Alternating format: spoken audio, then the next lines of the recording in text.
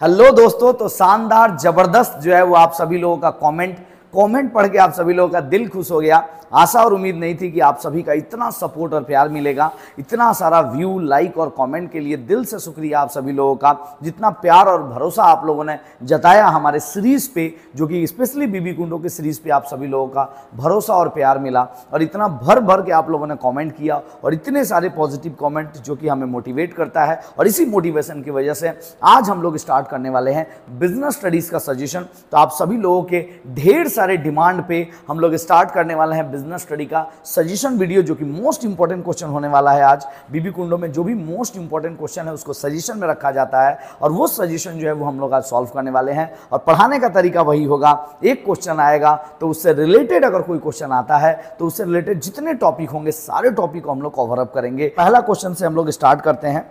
The original Guru of management is, तो management के original गुरु कौन कहलाते हैं? तो मैनेजमेंट के ओरिजिनल गुरु का आप टिक मार्क करेंगे, हेनरी फ्योल को माना जाता है। लेकिन एग्जाम में ओरिजिनल गुरु के नाम से नहीं आएगा। जनरली क्वेश्चन आ सकता है फादर ऑफ जो है वो साइंटिफिक मैनेजमेंट और फादर ऑफ मॉडर्न मैनेजमेंट। तो आप याद रखिएगा, फादर ऑफ मॉडर्न मैनेजमेंट जो होगा वो हेनरी फ्योल होंगे, और फादर ऑफ साइंटिफिक मैनेजमेंट होगा वो एफ.डब्ल्यू. टेलर होगा। ये दोनों मोस्ट इंपॉर्टेंट क्वेश्चन है, तो आप इसको अच्छे से याद रखेंगे। ये इससे रिलेटेड क्वेश्चन है। हाँ, ये क्वेश्चन भी याद रखेंगे कि the original Guru of the management के ओरिजिनल गुरु कौन कहलाते हैं? तो हेनरी फ्योल। और ये भी एग्जाम में आ सकता है कि हेनरी फ्योल ने कितने प्रिंसिपल दिए, कितने सिद्धांत दिए थे मैनेजमेंट में? तो 14 प्रिंसिपल दिया उन्होंने। तो हेनरी फ्योल कितने सिद्धांत दिए थे? 14। ठीक है। और एफ.डब्ल्यू. टेलर के द्वारा 6 जो है वो साइंटिफिक मैनेजमेंट दिए गए हैं। तो ये छोटे छोटे वर्ड याद रखिएगा, यहां से क्वेश्चन आ सकता है। तो आगे बढ़ते हैं हम लोग नेक्स्ट क्वेश्चन की तरफ। Who is the father of scientific management? देखिए आ गया क्वेश्चन, तो आप फटाक से टिक मारेंगे, F W. Taylor. The word management is derive from the word, the management word जो है वो किस वर्ड से डिराइव किया गया? फ्रेंच वर्ड से डिराइव किया गया। इसके अलावा बोल रहा है who wrote the book general industrial management, who wrote the book general industrial management. General industrial management book किसने लिखा था? तो ऑलिवर सेडलोन्स ने लिखा था। यानी ऑप्शन नंबर कौन सा होगा? B number. Management has the broader meaning of the administration, who made this statement, इस स्टेटमेंट को किसने बोला था? तो E.F.L. बीच ने बोला था। इसके बाद 6 number, the last stage of the management. तो मैनेजमेंट के लास्ट स्टेज कौन से होते हैं? तो मैनेजमेंट का लास्ट स्टेज हो जाएगा आपका कंट्रोलिंग। लेकिन आपको जानना पड़ेगा कि मैनेजमेंट के कितने स्टेज होते हैं। तो मैनेजमेंट के जो टोटल स्टेज होंगे, जिसको फंक्शन ऑफ मैनेजमेंट बोलते हैं हम लोग, तो फंक्शन ऑफ मैनेजमेंट तो फंक्शन ऑफ मैनेजमेंट कितने होते हैं? 4 होंगे। पहला प्लानिंग, दूसरा ऑर्गेनाइजिंग, तीसरा डायरेक्टिंग, और चौथा कंट्रोलिंग। आपसे पूछा लास्ट कौन सा है, तो लास्ट कौन सा है? कंट्रोलिंग। ऑप्शन नंबर हो जाएगा कौन सा? ऑप्शन नंबर हो जाएगा सी। तो ये याद रखेंगे। नेक्स्ट बोला every activities of the management is exercise in the coordination, this definition is given by Henry Fayol ने ये डेफिनेशन दिया था। मैनेजमेंट इज अ, हाँ मैनेजमेंट याद रखिएगा आर्ट या साइंस, तो याद रखिएगा management is a both art and science. Management art भी है और साइंस भी है। तो आपको यहाँ पे याद रखना होगा कि मैनेजमेंट जो है आर्ट एंड साइंस। ठीक है, ये पूछ देगा। लेकिन इसके साथ दूसरा क्वेश्चन भी आ सकता है कि management is a universal process. तो मैनेजमेंट एक क्या है? यूनिवर्सल प्रोसेस है, बोथ आर्ट एंड साइंस है। Management is a continuous process. तो management is a group activities. Management is a profession. Management एक तरह से क्या होता है? प्रोफेशन होता है, एक पेशा होता है। मैनेजर क्या हो? एक पेशा है। जैसे टीचर, डॉक्टर, इंजीनियर, वकील, ये लोग क्या है? प्रोफेशनल लोग है ना। तो मैनेजमेंट भी एक पेशा है, यानी प्रोफेशन है, एक यूनिवर्सल प्रोसेस होता है। ठीक है। और बोथ आर्ट एंड साइंस होता है, कंटिन्यूअस प्रोसेस होता है, ग्रुप एक्टिविटीज। अब यहाँ से कोई भी क्वेश्चन तो उठ के आ सकता है ना आपके एग्जाम में। अब यहाँ से कोई भी क्वेश्चन उठेगा तो आप टिक मार्क कर लेंगे। आर्ट एंड साइंस तो आपका अभी वाला क्वेश्चन है। तो अभी क्या होगा? आर्ट एंड साइंस, यानी ऑप्शन नंबर क्या होगा? सी। 8 नंबर का ऑप्शन नंबर क्या होगा? सी। नेक्स्ट पढ़ते हैं, the level of the management eight which the managing director is located. Level of management में मैनेजिंग डायरेक्टर कहाँ पे होता है? तो हम लोग बात करेंगे लेवल ऑफ मैनेजमेंट की। तो मैनेजमेंट के 3 लेवल होते हैं, याद रखिएगा। पहले वाले का नाम होता है क्या? Top level. दूसरे वाले का नाम क्या होता है? Middle level. और तीसरे वाले का नाम क्या होता है? Lower level. ठीक है। तो top level, middle level, lower level, 3 तरह के मैनेजमेंट के लेवल होते हैं। अब इसमें हम लोग बात करेंगे टॉप लेवल ऑफ मैनेजमेंट में क्या क्या आता है। सर देखिए अभी तो पूछ दिया एक ठो, लेकिन यही थोड़ी आएगा आपके एग्जाम में। यही तो समझना है आपको, और ऐसे ही पढ़ाई करना है कि रिलेटेड सारे टॉपिक को कवर करिए। टॉप लेवल मैनेजमेंट में क्या क्या आएगा? तो देखो टॉप लेवल मैनेजमेंट में सबसे पहले कंपनी का CEO आएगा, यानी चीफ एग्जीक्यूटिव ऑफिसर आएगा। कंपनी का प्रेसिडेंट आ जाएगा, हो गया। चेयरमैन अगर कोई है तो वो आ जाएगा। इसके अलावा कंपनी के जो डायरेक्टर होते हैं, डायरेक्टर जिसको मैनेजिंग डायरेक्टर भी बोलते हैं, अच्छा, उसके अलावा जो चीफ एनालिसिस ऑफिसर आ जाएगा तो या कोई भी ऑफिसर ग्रेड होगा तो ये सब किस में आ जाएगा, टॉप लेवल में आ जाएगा। मिडिल लेवल में कौन आएंगे, तो मिडिल लेवल में आ जाएंगे डिपार्टमेंटल हेड, डिपार्टमेंटल मैनेजर आएंगे, जूनियर एग्जीक्यूटिव ऑफिसर हो सकते हैं, असिस्टेंट मैनेजर हो सकता है, असिस्टेंट मैनेजर हो सकता है, ठीक है। ये सब लोग किस में आ जाएंगे, मिडिल मैन में आ जाएंगे। आप याद रखिएगा ऑल डिपार्टमेंटल हेड्स या all departmental manager, all departmental manager middle man में आते हैं, ठीक है। और लोअर लेवल में कौन सा आएगा, लेवल में आ जाएगा आपका फोरमैन, चार्जमैन, सुपरवाइजर और असिस्टेंट। अगर कोई ऑफिसर है तो असिस्टेंट ऑफिसर वगैरह जो असिस्टेंट में काम कर रहा है वो आ जाएगा। तो ये देखिए टॉप लेवल, ये मिडिल लेवल और ये लोअर लेवल। अब यहाँ से कोई भी क्वेश्चन आएगा तो कर पाएंगे, ऐसे पढ़ना होगा आपको, ठीक है। फिलहाल हमारा क्वेश्चन पूछा हुआ है कि the level of management is the higher managing managing director किस लेवल ऑफ मैनेजमेंट में आता है, चेक करो मैनेजिंग डायरेक्टर, ये देखो मैनेजिंग डायरेक्टर यानी एमडी कौन से लेवल में आता है भाई, टॉप लेवल में। तो आप मार्क करेंगे ऑप्शन नंबर ए। अच्छा, हाई लेवल ही टॉप लेवल है, ठीक है।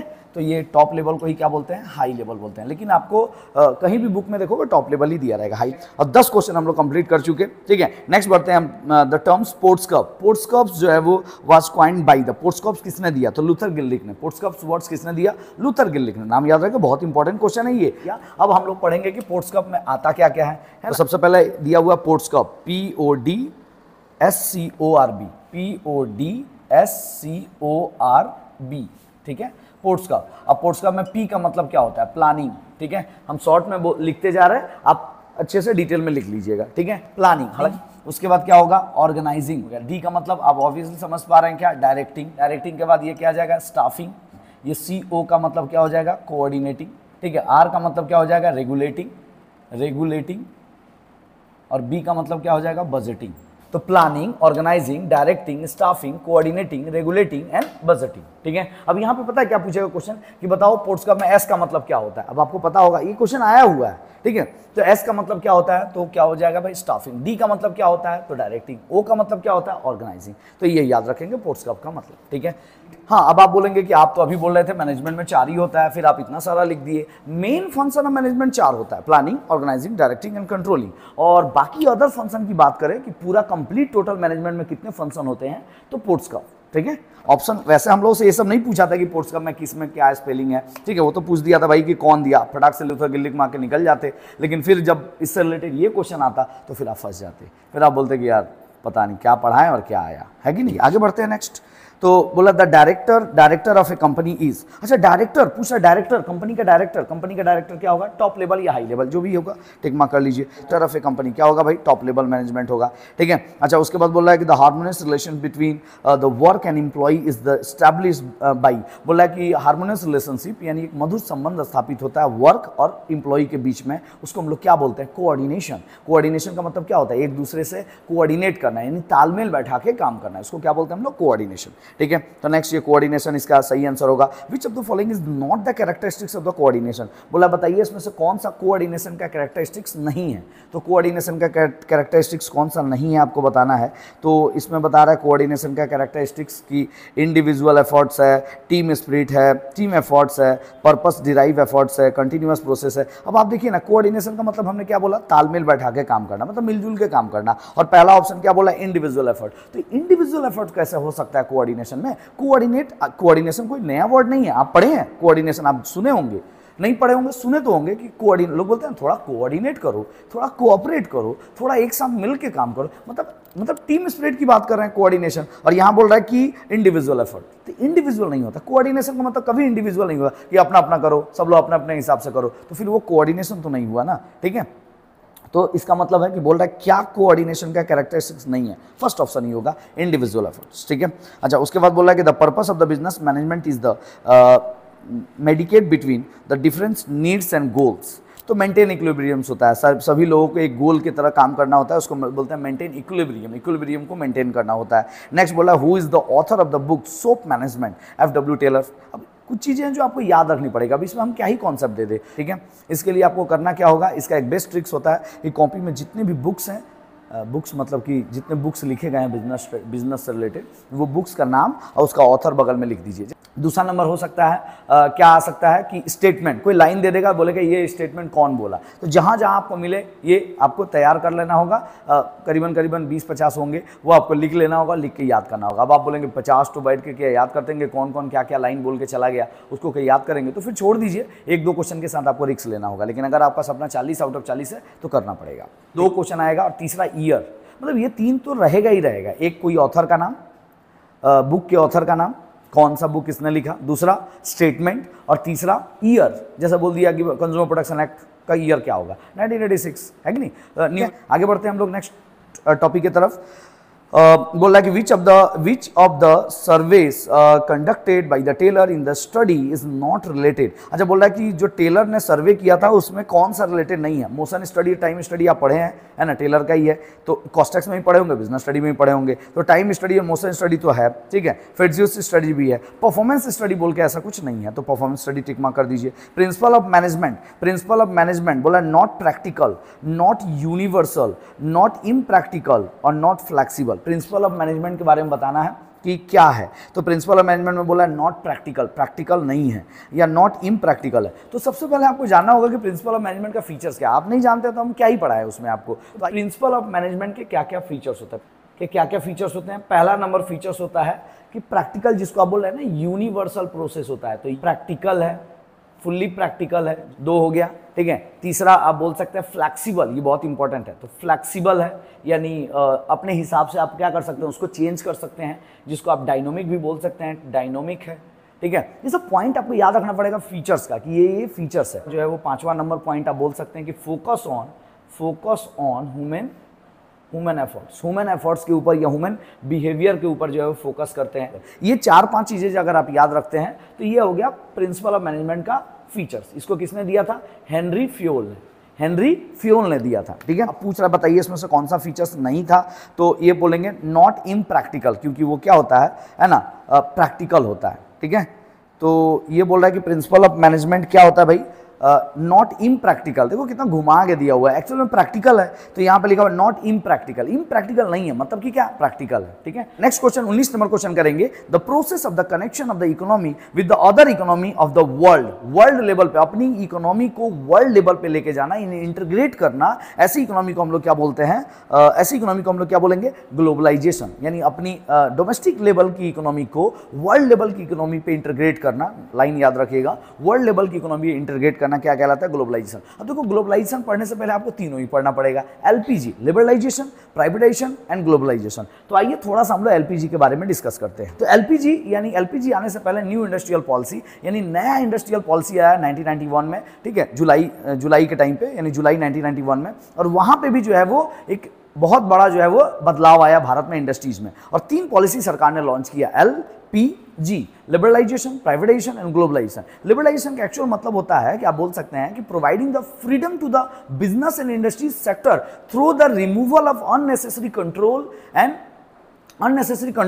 कहने का मतलब है कि लिबरलाइजेशन का मतलब क्या हो ना, सरकार ने उदार नीति अपनाया। उदार नीति कहने का मतलब है कि दरिया दिल अपनाया। दरिया दिल कहने का मतलब है कि सरकार ने बहुत सारी इंडस्ट्रीज को फ्रीडम दिया। क्या चीज का फ्रीडम दिया, कि वो अपने हिसाब से बिजनेस को करेंगे, अपने हिसाब से प्राइस रखेंगे। पहले गवर्नमेंट प्राइस तय करती थी, बाद में प्राइस जो है वो आप खुद से रखेंगे। Removal of the goods from one state to other state को जो है क्या कर दिया, फ्री कर दिया। पहले बहुत सारे कंप्लायंस होते थे, डॉक्यूमेंटेशन वर्क होता था, ठीक है। तो सरकार ने प्राइस टैग हटा दिया, टैक्सेशन को कम कर दिया, टैक्स बहुत ज़्यादा चार्ज करती थी उसको कम कर दिया, एक जगह से दूसरी जगह माल भेजने के लिए, है ना, फ्री कर दिया कि भैया अपने हिसाब से लेके जा सकते हो। प्राइस कौन तय करेगा, जो माल बनाएगा वो प्राइस तय करेगा। ऐसे छोटी छोटी रिस्ट्रिक्शन जो लगा के रखी थी सरकार ने, उसको छूट दे दिया, और ये कहलाया लिबरलाइजेशन यानी उदार नीति। पी का मतलब होता है privatisation. Privatisation means the transfer of ownership from public sector to private sector, यानी पब्लिक सेक्टर से प्राइवेट सेक्टर में ओनरशिप ट्रांसफर हो गया। Globalisation means the integration of the domestic economy to world economy.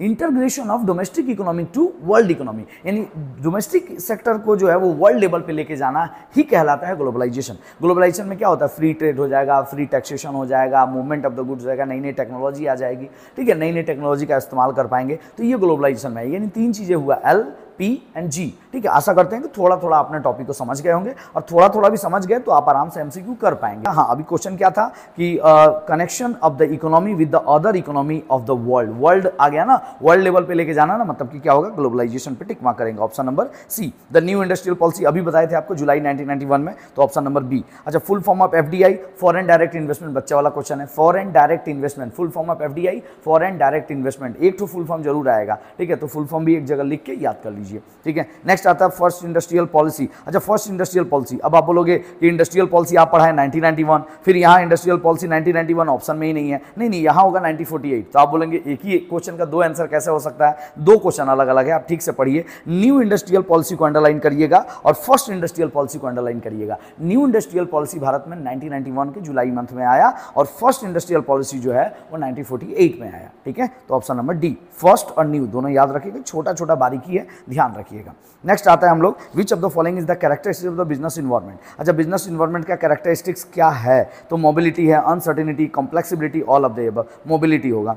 अच्छा, the full form of the FEMA, FEMA का full form क्या होता है, फॉरेन एक्सचेंज मैनेजमेंट एक्ट, ये बिजनेस इन्वायरमेंट में ग्लोबलाइजेशन में आपको मिलेगा, ठीक है। ग्लोबलाइजेशन के लिए जो है वो एक नई संस्था सरकार ने बनाया जिसका नाम रखा क्या, फीमा, फॉरेन एक्सचेंज मैनेजमेंट एक्ट। लेकिन आप याद रखिएगा ये नया वाला है, फीमा न्यू लिख के रखिएगा, फीमा इज अ न्यू, ठीक है, तो वो न्यू जो है वो डिपार्टमेंट जो है बनाया गया। तो आपसे एग्जाम में आ सकता है कि फीमा किसको रिप्लेस करके आया, तो उसका नाम जो है ये, तो यहाँ पे तो फीमा दिया हुआ है, आप यहीं पे लिख दीजिएगा ओल्ड करके फीरा लिख दीजिएगा, रेगुलेशन एक्ट, तो फॉरेन एक्सचेंज रेगुलेशन एक्ट जो है वो पुराना वाला है, ठीक है। तो FEMA is the new department for the globalisation which is replace by क्या बोलेंगे, फीरा मतलब फॉरेन एक्सचेंज रेगुलेशन एक्ट, ठीक है, तो दोनों याद रखिएगा, ओल्ड भी नया भी। आगे बढ़ते हैं। According to P F Drucker the main goal of the objective है ना, creation of customer. Main goal of the objective क्या है भाई, क्रिएशन ऑफ कस्टमर क्रिएट करना। ग्लोबलाइजेशन हेल्प, ग्लोबलाइजेशन क्या चीज में हेल्प करता है, तो free trade, free movement of the capital, free trade of technology, all of this, यानी 26 नंबर क्वेश्चन करेंगे, all of this. The technical environment is the, अच्छा टेक्नोलॉजिकल इन्वायरमेंट क्या होता है, राइट ऑप्शन होगा वेरिएबल। आपको पता है ना, मार्केट में जितनी भी टेक्नोलॉजी आ रही है हर दिन चेंज होता जा रहा है, नया टेक्नोलॉजी आ रहा है, फिर दूसरा टेक्नोलॉजी उसको हटा दिया, फिर कोई नया टेक्नोलॉजी आया जो उसको हटा दिया, है कि नहीं। तो टेक्नोलॉजी ऑलवेज क्या होता है, वेरिएबल मतलब चेंज होते रहता है, कभी फिक्स नहीं हो सकता है। ऑप्शन दिया हुआ है परमानेंट और वेरिएबल, परमानेंट नहीं होता है टेक्नोलॉजी कभी भी, ऑलवेज चेंज होता है, तो वेरिएबल। तो आइए 28 नंबर क्वेश्चन करते हैं। The element of the monetary policy of the 1991 AD are not. अच्छा, अभी तो बताया आपको कि 1991 पॉलिसी का एलिमेंट क्या क्या है, एलपीजी, लिबरलाइजेशन, प्राइवेटाइजेशन, ग्लोबलाइजेशन, तो कौन सा नहीं है आप आराम से देख पा रहे हैं। नेशनलाइजेशन बोल के कोई पॉलिसी नहीं है, तो सी नंबर ऑप्शन जो होगा वो होगा। अच्छा, the law that is enacted by the prevent the monopoly, monopoly को रोकने के लिए कौन सा एक्ट लाया गया, एमआरटीपी जो है वो मोनोपोली को रोकने के लिए लाया गया, ठीक है। विच of the following is the not consider the features of planning का इसमें से कौन सा फीचर्स नहीं है, तो प्लानिंग का कौन सा फीचर्स नहीं है, ये 30 और लास्ट क्वेश्चन है। बोला कि रिवैल्यूएशन ऑफ द पास्ट को रिवैल्यूएशन करना, फ्यूचर ओरिएंटेड, प्लानिंग तो फ्यूचर ओरिएंटेड ही होता है ना, पर्पसफुल होना चाहिए, तो प्लानिंग पर्पसफुल भी होता है। कॉस्ट रिडक्शन, प्लानिंग का काम कॉस्ट को कम करना नहीं होता है, ठीक है, ये प्लानिंग का फीचर्स नहीं है। और ये हो गया हमारा क्वेश्चन नंबर 30, ठीक है, और 30 क्वेश्चन हम लोग कंप्लीट कर लिए। आशा और उम्मीद होगी कि आपको वीडियो अच्छा लगा होगा। बहुत मेहनत कर रहे हैं, बस आपसे एक ही रेम्यूनरेशन चाहिए, यानी फीस चाहिए। कॉमर्स के टीचर हैं, बिना फीस का नहीं पढ़ाएंगे, ठीक है, तो फीस आपसे एक ही चाहिए कि बस अगर आपको वीडियो अच्छा लगा तो एक कमेंट जो है वो बस थैंक यू ही लिख दीजिए, मेरे को बड़ा अच्छा लगेगा, क्योंकि आपका कमेंट पढ़ के मेरे को दिल से खुशी होती है और लगता है कि हमारा मेहनत जो है वो सफल हो रहा है। और दूसरा नंबर के अपने व्हाट्सएप स्टेटस पे जरूर लगाइए, ताकि आपके सारे दोस्तों को ये वीडियो मिल सके और उनका भी भला हो सके।